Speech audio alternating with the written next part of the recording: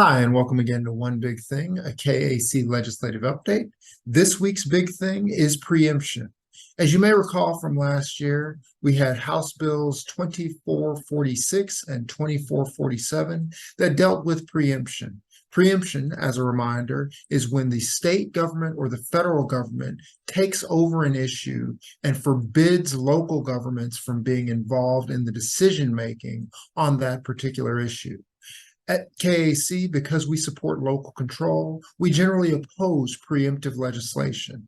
House Bill 2446 would preempt local governments by preventing them from regulating the use of plastic bags and other single-use plastic products. House Bill 2447 would prevent local governments from regulating other commercial merchandise. Now, obviously, KAC does not take a position on whether any county should regulate plastic bags or other commercial items for that matter. That is a local decision. However, the decision by the state to potentially take away that ability to make those regulatory decisions at the local level is an invasion of local control. And that's really what I want to talk about today.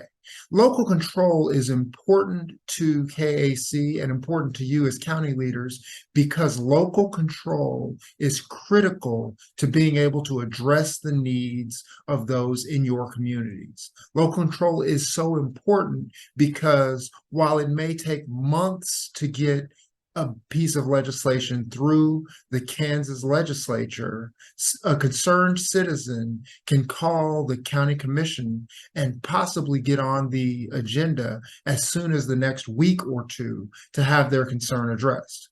Simply put, local governments are much more agile and able to address concerns when the local governments have the ability to make those decisions.